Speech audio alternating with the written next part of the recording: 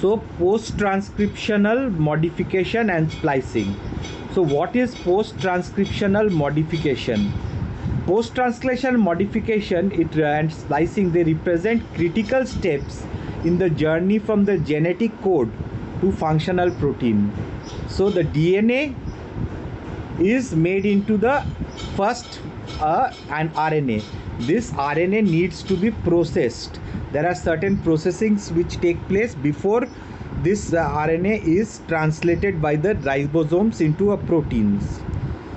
And it is also an important component of eukaryotic gene regulations. So these modifications, they transform the initial RNA transcript into a mature functional molecule ready for translation. So before translation, some modifications take place, which is very essential. Until or unless they take place, these messenger RNA will not survive in the eukaryotic cytoplasm with so many nucleases and so many modifying enzymes and so many places, the correct places these mRNAs need to go. Certain processings take place. So through these mechanisms, the cells achieve remarkable control over gene expression and expand their protein coding potential beyond what is directly encoded in the DNA. Like I have spoken yesterday that there are 20,000 genes but over 1 lakh proteins. That means one gene at least is coding for five different proteins. So this variety is coming from these post-transcriptional modification and splicing. So what is this? This post-transcriptional modification or PTMs, they encompass all biological processes that alter RNA molecules after they have been transcribed from DNA, but before they are being translated into proteins. All what takes place. These modifications are especially prevalent in eukaryotic cells. In prokaryotic, transcription and translation is very closely linked. Transcription যেই transcript বেরোচ্ছে ওর ওপরেই ribosome bind করে translation হয়ে যাচ্ছে. They are very closely linked. But in eukaryotes, it's done in the nucleus, and then it goes to the cytoplasm after being processed and localized in the right places for translation, either cytosolic or on the endoplasmic reticulum. There is a physical separation between the nucleus where transcription occurs and the cytoplasm where translation happens.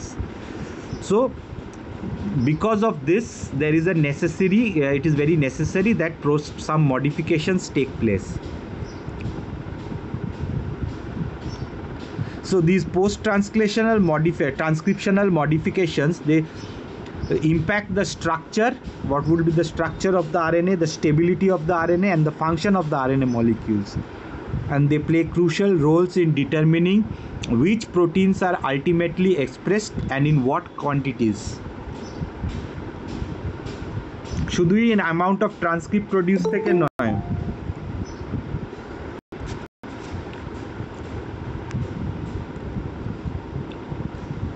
ওদের stable important. Sir আপনার ভয়েসটা mute করা আছে, শোনা যাচ্ছে না। তাই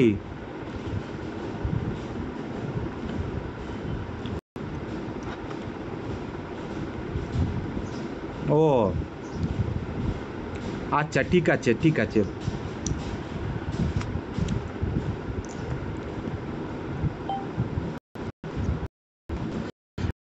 transcriptional modification and স্প্লাইসিংটা বোঝাচ্ছিলাম। হ্যাঁ, তো ওটা হচ্ছে যেহেতু নিউক্লিয়াসের মধ্যে ট্রান্সক্রিপশন হচ্ছে আর সাইটোপ্লাজমের মধ্যে ট্রান্সলেশন হচ্ছে, দুটো আলাদা চেম্বারে আছে। যে আরএনএটা তৈরি হচ্ছে, তো সেই আরএনএটা তৈরি হচ্ছে, সেই আরএনএটাকে একটু প্রসেস যদি না করে, হ্যাঁ, তাহলে কি হয়, তাহলে আরএনএটা সার্ভাইভ করতে পারবে না সাইটোপ্লাজমে, বা ঠিক জায়গায় এন্ডোপ্লাজমিক রেটিকুলাম বা সাইটোসলিক কোথায় হচ্ছে সেখানেও করতে পারবে না। আর এমআরএনএ স্টেবিলিটিটাও ইম্পর্টেন্ট। যদি কিছু কিছু এমআরএনএ কিছুক্ষণের জন্য দরকার, হ্যাঁ, বেশি প্রোটিন দরকার নেই, বেশি প্রোটিন হলে গন্ডগোল হয়ে যাবে, কিছুটা দরকার, তার স্টেবিলিটি কম, সে হয়তো দেখবি 2-3 সেকেন্ডের জন্য থাকলো তারপরেই নষ্ট হয়ে গেল, তার প্রসেসিংটা এমন হলো যে বেশিক্ষণ টিকতে পারবে না। কিছুগুলো অনেকক্ষণের জন্য লাগবে, তাকে এমনভাবে স্টেবল করে দিল নিউক্লিয়াসগুলো কাটতে পারলো না তাকে, হ্যাঁ, অনেকক্ষণ বাদে কাটবে কিন্তু ততক্ষণ মানে সে তার রিকোয়ার্ড অ্যামাউন্টটা তৈরি করে দেবে। তো শুধু কতগুলো ট্রান্সক্রিপ্ট তৈরি হচ্ছে সেটা তো ফ্যাক্টরি, অনেক ট্রান্সক্রিপ্ট মানে অনেক হওয়ার কথা প্রোটিন, কিন্তু তার সঙ্গেও আরেকটা লেভেল অফ রেগুলেশন রয়েছে যে তার স্টেবিলিটি কতক্ষণ সে ট্রান্সলেট হবে। তৈরি তো হলো, এবারে সে যদি চির অনন্তকাল থাকে তাহলে তো আর ট্রান্সক্রিপশনের দরকার পড়বে না। হিট স্ট্রেস যদি এবারে ঠান্ডা পড়ে গেল, হিট স্ট্রেস প্রোটিন নিয়ে কি করবে তুমি? সেল ফালতু তৈরি করে যাবে কনস্ট্যান্ট। তো তার একটা স্টেবিলিটি দরকার রয়েছে, মানে না ভাই এবারে কিন্তু এগুলো ডিগ্রেড হয়ে যাওয়ার কথা, তুই 2 ঘন্টা থাক তারপরে ডিগ্রেড হও,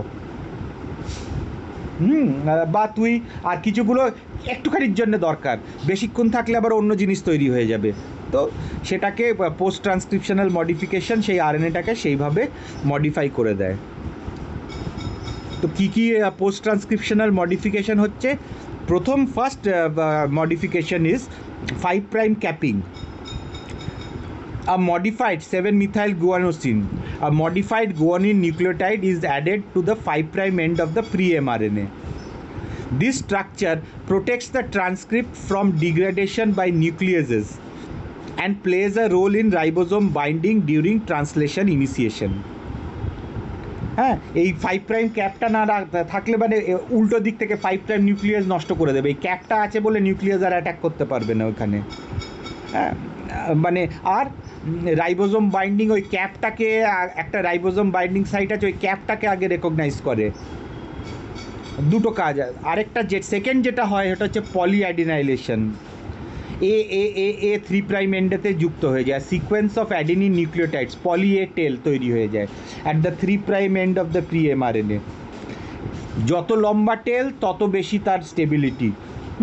কেন 3' নিউক্লিয়াসেসগুলো কুচকুচ করে কাটতে থাকবে, মেন জিনের মধ্যে যাওয়ার আগে শুধু পলি এ টেলগুলোকেই কেটে যাচ্ছে। আচ্ছা, তাই মানে যত লম্বা টেল থাকবে পলি এ টেল তত এমআরএনএ স্টেবিলিটিটা বেশি থাকবে, আর এই পলি এ টেল ধরেই ওটাকে বাইরে বের করে সাইটোপ্লাজমে যত বেরোতে পারবে তত বেশি তারা ট্রান্সলেশনের তাদের এফিসিয়েন্সি হয়ে যাবে, হ্যাঁ, ট্রান্সলেশন এফিসিয়েন্সিটা বেড়ে যাবে, সেটাই হয়। পরেরটা তো তোমরা জানোই, আরএনএ স্প্লাইসিং, নন কোডিং ইন্ট্রনস, পার্টিকুলার সেলের মধ্যে এটা দরকার নেই, এই ইন্ট্রনটা স্প্লাইস হয়ে যায়, হ্যাঁ, শুধু যেটা পার্টিকুলারলি কোড হবে সেই ট্রান্সক্রিপ্টটাই সেই এক্সনগুলোই জয়েন করে যাবে, ইন্ট্রনগুলো বেরিয়ে যাবে, সেটাকে স্প্লাইসিং বলে। আবার এটাতে অল্টারনেট স্প্লাইসিং আছে, ধরো 3টে ইন্ট্রন রয়েছে, হ্যাঁ, একটা ট্রান্সক্রিপ্টে শুধু ইন্ট্রন 1টা বেরিয়ে গেল, বাকি দুটো ইন্ট্রন এক্সন সব জুড়ে ওটা একটা বড় ট্রান্সক্রিপ্ট তৈরি হয়ে গেল, হ্যাঁ, ওটা একটা বড় প্রোটিন তৈরি হয়ে যাওয়ার চান্স আছে। আবার কখনো সেকেন্ড ইন্ট্রনটা বাদ হয়ে যাবে, তখন ওটা কিন্তু প্রোটিন আলটিমেটলি কিন্তু আলাদা হবে, মাঝখানে ইন্ট্রনের সিকোয়েন্স হয়েছে, একটা এক্সন নেই, কখনো ইন্ট্রন আর এক্সন আর পরের এক্সনটাও বেরিয়ে চলে যাবে, তার মানে মাঝখানে প্রোটিনের ওই রিজনটা যেটা ছিল হওয়ার কথা সেটা নেই। তো একটা জিন থেকে যতগুলো ইন্ট্রন আছে তত রকম মানে তত কম্বিনেশনের ট্রান্সক্রিপ্টস তৈরি হবে, তত রকম ডিফারেন্ট টাইপস অফ প্রোটিন তৈরি হয়ে যাবে। আর আরেকটা হচ্ছে আরএনএ এডিটিং, এটা আরেকদিন পড়াবো, সেটা হচ্ছে direct chemical alterations to RNA nucleotides that change the coding potential of the transcript. Example include adenosine to inosine and cytidine to uridine conversion. এই কনভার্সনগুলো হয় আরএনএ এডিটিং, এটা তো হওয়ার পরেই এ থেকে আই, ইউ থেকে সি থেকে ইউ তৈরি হয়ে যায়, প্রোটিনটাই চেঞ্জ হয়ে যায় এডিটিং করে, ওই পার্টিকুলার অ্যামাইনো অ্যাসিডটাই চেঞ্জ হয়ে যাবে। ইম্পর্টেন্স কি? Functional protein, end product of accurate gene production, efficient ট্রান্সলেশনে দরকার, enhanced by proper modification, RNA stability, it is protected from degradation, mature mRNA, result of post transcriptional modification. আচ্ছা, এবারে ওভারভিউটা দেখা যাক। RNA polymerase 2, it creates the initial pre-mRNA transcript containing both exons, মানে coding region, and introns, non-coding regions, directly from the DNA template. While still in the nucleus, ওই যে pre-mRNA তৈরি হয়ে গেছে, প্রথমেই 5 প্রাইম ক্যাপিং হলো, স্প্লাইসিং হলো, introns যাদের বেরোনোর কিছু কিছু এক্সনস যদি থাকে ইন্ট্রনের সঙ্গে বেরিয়ে যায়, হ্যাঁ, ডিফারেন্টের, অ্যান্ড পলিঅ্যাডেনাইলেশন হয় 3 প্রাইম এন্ডে। তারপরে ম্যাচিওর এমআরএনএতে ওই নিউক্লিয়ার পোরের থ্রু দিয়ে সাইটোপ্লাজমে চলে যায়, সিগন্যালের ওপরে আইদার রাইবোজোমে যাবে, নয়তো ও চলে যাবে তোমার সাইটোসলে, মানে রাইবোজোম অ্যাক্সেস করে ওটা প্রোটিন সিনথেসিসের জন্য। এটা ভীষণ it's a very coordinated series of modifications, মানে ট্রান্সক্রিপশন হওয়ার সঙ্গে সঙ্গেই এটা হতে পারে, বা জাস্ট আফটার ট্রান্সক্রিপশন এটা তৈরি, এটা এই জিনিসটা হয়। These modifications transform the initial transcript into a mature mRNA molecule ready for export and translation. ইন্ট্রনটা রয়েছে তাই জন্য স্প্লাইসিংয়ের দরকার আছে, হ্যাঁ, allowing it for regulatory control and increased protein diversity through alternate splicing mechanisms. এবারে 5 প্রাইম ক্যাপিংয়েতে কী হয়, ট্রাইফসফেটেজ বলে একটা এনজাইম আছে, তার activity, it removes the terminal phosphate from the 5 prime end of the nascent RNA. তারপরে গুয়ানিলিল ট্রান্সফারেজ হচ্ছে, ওটা কি করছে, adds the guanosine monophosphate GMP in a 5 prime to 5 prime linkage. 5 prime carbon গুয়ানিনে বা নাইট্রোজেন গুয়ানিনের 5 প্রাইম কার্বনের সঙ্গে link করছে, ফসফেটটাকে বের করে মিথাইল গুয়ানোসিন ক্যাপ লেগে যাচ্ছে। তারপরে মিথাইল ট্রান্সফারেজ অ্যাক্টিভিটি, মিথাইল গ্রুপটা পজিশন 7-এর গুয়ানোসিনে ওখানে লাগিয়ে দিচ্ছে, আর কমপ্লিট ক্যাপটা তৈরি হয়ে যাচ্ছে।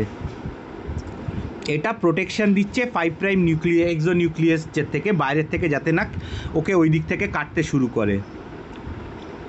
আর ক্যাপের ইম্পর্টেন্ট, ক্যাপ না থাকলে নিউক্লিয়ার এক্সপোর্টটাও ভালো করে হয় না, হ্যাঁ, তাই জন্য ট্রান্সলেশন ইনিশিয়েশনও হবে না। অনেক ট্রান্সলেশন ফ্যাক্টরস আছে যারা ওই ক্যাপটাকেই রেকগনাইজ করে, helping to position the ribosome at the correct start site for protein synthesis.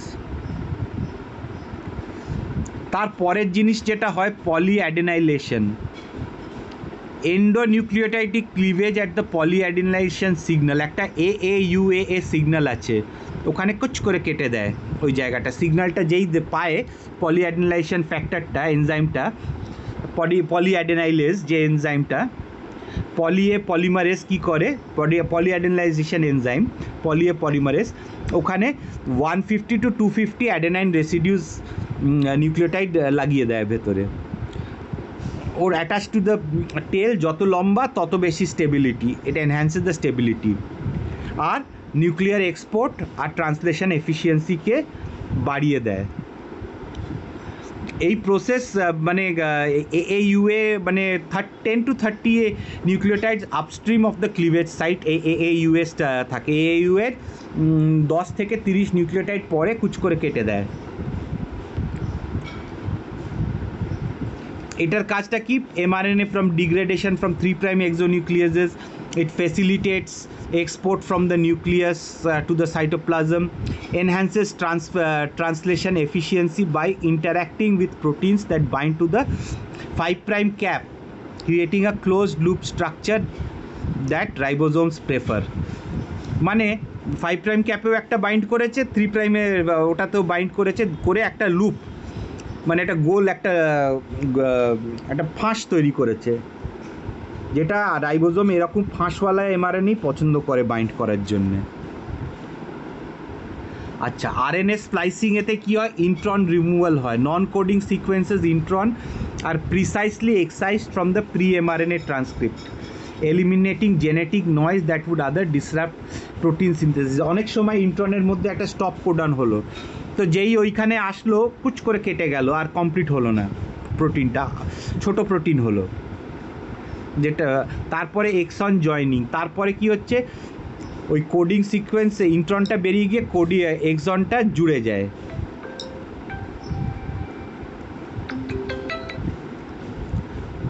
তারপরে স্প্লাইসোজোম অ্যাকশন হয়, ওটা precise cutting and joining reaction করে, একটা কমপ্লেক্স তৈরি করে, স্প্লাইসোজোম তৈরি করে। এটা হচ্ছে আরএনএ স্প্লাইসিং যেটা হয়। তো ইউক্যারিওটিক জিন জানো, it typically contains multiple exons interrupted by introns. The number and size of both can vary dramatically between genes, with some human genes containing over 50 introns. Introns are non-coding sequences that are transcribed into pre-mRNA but removed during splicing. They often contain regulatory elements that influence splicing patterns and gene expression. এবারে এক্সনের properties, exon are the coding sequences that remain in the mature mRNA and ultimately determine the amino acid sequence of the protein. Their precise joining is critical for proper protein function. আচ্ছা, মোজেক structure of eukaryotic Singh, মোজেক মানে মেশানো, with coding and coding exons interspersed with non-coding introns provide evolutionary advantage through mechanisms like exon shuffling, where new combinations of exons can create novel protein functions. তো এইটাতে কি হয়, প্রথমে U1 SNRNP small nuclear ribosomal nuclear particles থাকে, হ্যাঁ, it recognise and binds to the 5' splice site.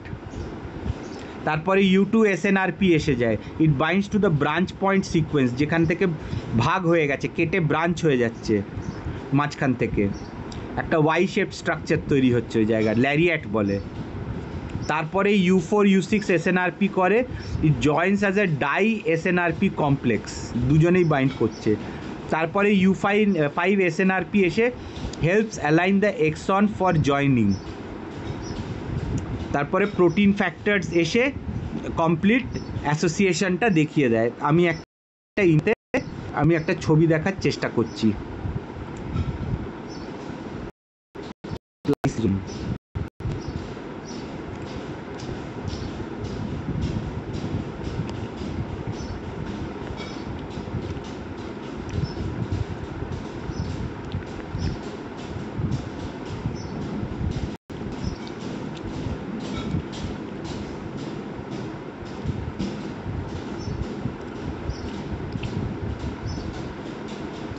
তোরা দেখতে পাচ্ছিস ছবিটা? হ্যাঁ স্যার। হ্যাঁ স্যার পাচ্ছি। এটা ব্লুটা হচ্ছে এক্সনস আর ভেতরে হোয়াইটটা হচ্ছে ইন্ট্রন। GU দিয়ে শুরু হয়, 3'5 স্লাইডেতে AG থাকে আর মাঝখানে একটা A থাকে, এটা একটা প্রি mRNA। প্রথম পার্টিকেলটা বাইন্ড করে, এটার এই নাম, হ্যাঁ, U1 এতে এখানে বাইন্ড করেছে 5' স্লাইডে, এটা ব্রাঞ্চ পয়েন্ট। পরেরটা ই কমপ্লেক্স তৈরি করছে, তারপরে U2 SNRP ঢুকছে, হ্যাঁ, আরও ফ্যাক্টরস রয়েছে। U2টা এই ব্রাঞ্চ পয়েন্টটাতে এইরকম একটা প্রি স্প্লাইসোজোম কমপ্লেক্স তৈরি করছে। তারপরে U4 U5 U6 এসে বাইন্ড করছে আর U2A F65 এই ফ্যাক্টরটা ছেড়ে দিচ্ছে। তারপরে এইখানেতে 5' স্লাইডেতে বাকি ফ্যাক্টরগুলো এসে এইটাকে এইভাবে স্ট্রাকচারটাকে বেঁকিয়ে দিচ্ছে ব্রাঞ্চ পয়েন্টের ঠিক একটু আগে। তারপরে কি হচ্ছে, U4টা ছেড়ে দিচ্ছে, এরকম একটা গোল করে দিচ্ছে। এই যে স্ট্রাকচার বেরোচ্ছে একটা ল্যারিয়াটের মতন, এই যে ইন্ট্রনটা বেরিয়ে যাচ্ছে ল্যারিয়াটের মধ্যে আর এটা জুড়ে যাচ্ছে। এটা হচ্ছে স্প্লাইসিংয়ের মানে স্প্লাইসোজোমের মেকানিজম।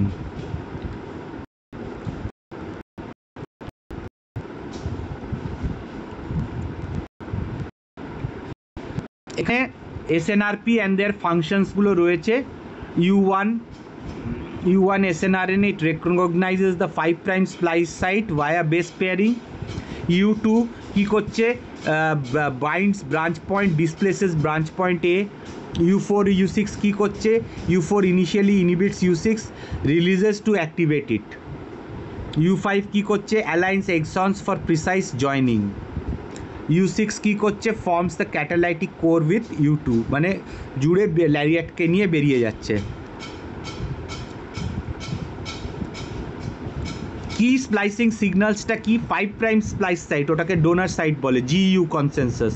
ব্রাঞ্চ পয়েন্ট ওই ওয়াই হচ্ছে পিরিমিডিন, হ্যাঁ, একটা যে কোনো নিউক্লিয়াইড হতে পারে, সি থাকে, ইউ থাকে, আর এ ওয়াই মোটিভ থাকে।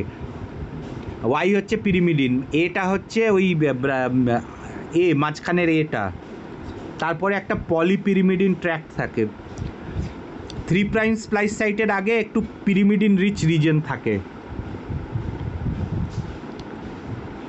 আর 3 প্রাইম স্প্লাইস সাইটে একটা এজি থাকে, ওটা একটা acceptor site.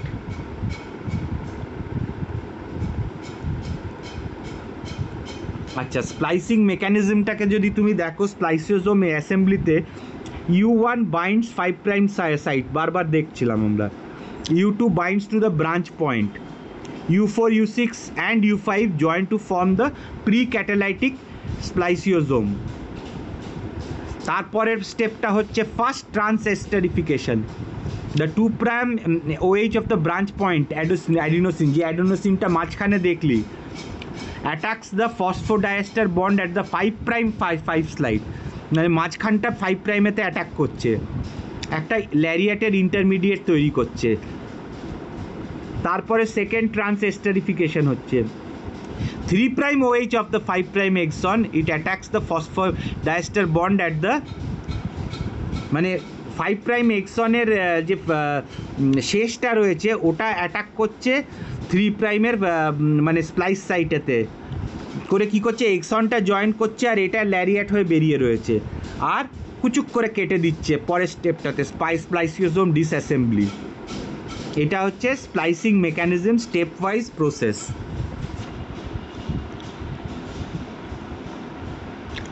Alternative splicing which generates diversity, exon skip করে গেছে, তার মানে ওইটাকে ওই এক্সন প্রথম এক্সনটাকে না করে সেকেন্ড এক্সনটাতে করতে শুরু করে দিয়েছে, এক্সন স্কিপিং করতে শুরু করেছে, বা mutually exclusive exons, only 1 exon from a group is included.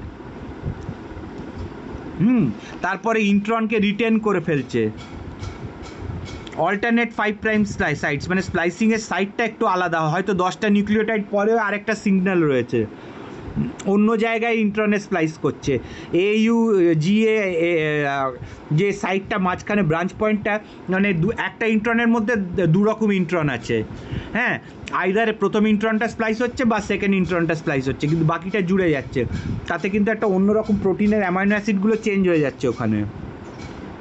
হ্যাঁ, তো এইখান থেকে অনেক রকম অল্টারনেট ডাইভার্সিটি জেনারেট হয়। প্রচুর ট্রোপোমায়োসিন, আমাদের প্রায় প্রত্যেকটা জিনেতেই স্প্লাইসিং, এরকম অল্টারনেট স্প্লাইসিং হয়, হেমোগ্লোবিন, ট্রোপোমায়োসিন, হ্যাঁ, মানে মাসেল স্পেসিফিক স্প্লাইসিং হচ্ছে, ব্রেন স্পেসিফিক স্প্লাইসিং হচ্ছে, কিডনি স্পেসিফিক স্প্লাইসিং হচ্ছে, নার্ভ স্পেসিফিক স্প্লাইসিং হচ্ছে, মানে সবেরই এক হচ্ছে না। ওখান থেকে প্রোটিন নেবে, ব্রেন থেকে প্রোটিন নেবে, লিভার থেকে প্রোটিন নেবে, দেখবে প্রোটিনটা কিন্তু আলাদা, যেরকম গ্লুকোকাইনেজ, হেক্সোকাইনেজ একই জিন, কিন্তু ওদের স্প্লাইসিংটা, গ্লাইকোলাইসিসে স্প্লাইসিংটা আলাদা। গ্লুকোকাইনেজ লিভারেতে, আর নার্ভসে নিউরনসেতে হচ্ছে হেক্সোকাইনেজের অ্যাফিনিটি বেশি। কেন? Brain always first choice for glucose পায়, 50 গুণ বেশি অ্যাক্টিভিটি থাকে হেক্সোকাইনেজের গ্লুকোজকে বাইন্ড করার জন্য, গ্লুকোজ 6 ফসফেট বানানোর জন্যে। হ্যাঁ, তো সেটা গ্লুকোকাইনেজেতে কম থাকে। কেন? যখন স্টারভেশন হয় তখন ফার্স্ট ব্রেন গ্লুকোজগুলো পায়।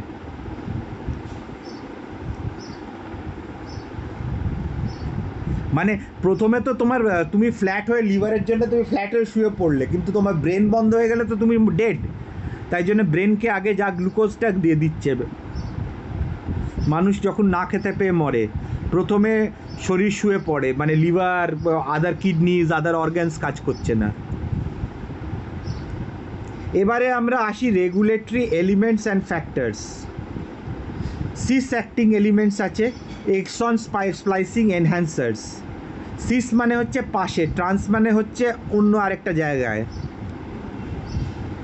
ঠিক আছে। এক্সন স্প্লাইসিং এনহ্যান্সার্স আছে, এক্সনিক স্প্লাইসিং সাইলেন্সার্স আছে, ইন্ট্রনিক স্প্লাইসিং এনহ্যান্সার্স আছে, ইন্ট্রনিক স্প্লাইসিং সাইলেন্সার্স রয়েছে, একটা এনহ্যান্সার রয়েছে, সাইলেন্সার রয়েছে। এক্সনকে স্প্লাইস করার এলিমেন্ট হয়তো কোডিং রিজনের মধ্যেই রয়েছে বা অন্য কোথাও রয়েছে পাশাপাশি। আর ট্রান্স মানে অন্য অন্য জায়গা থেকে, অন্য হয়তো অন্য ক্রোমোজোমই হবে, সেখান থেকে আসছে। হ্যাঁ, তো রেগুলেটরি এলিমেন্টস এগুলো প্রেজেন্ট।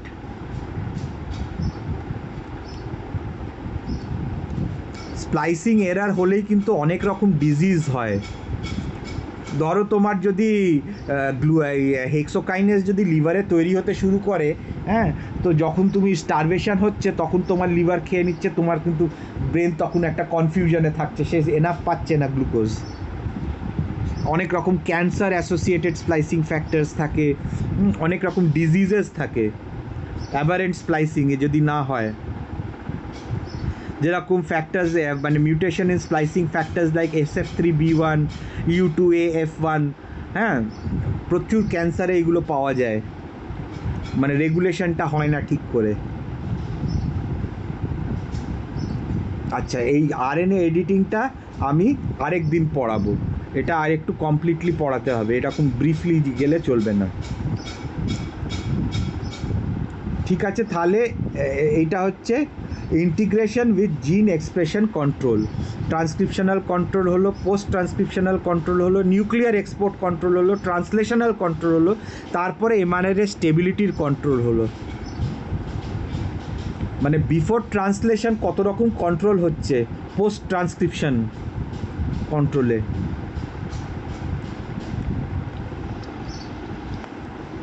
তাহলে এইটাই হচ্ছে আজকের বেসিক ক্লাস।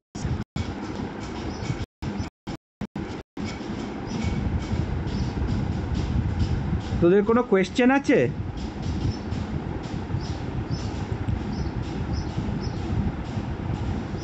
কোয়েশ্চেন আছে? না স্যার, তেমন নেই। একবার গোলটা ভালো করে আরেকবার পড়ে নেবো, তারপরে কোশ্চেন। হ্যাঁ, instant notes in molecular biology পড়তে পারিস, হ্যাঁ, তারপরে বেঞ্জামিন লেভিনের বইটা পড়তে পারিস, ভালো, যে কোনো মলিকুলার বই বা বায়োলজি বইয়েতে ভালো আছে। ঠিক আছে। ঠিক আছে।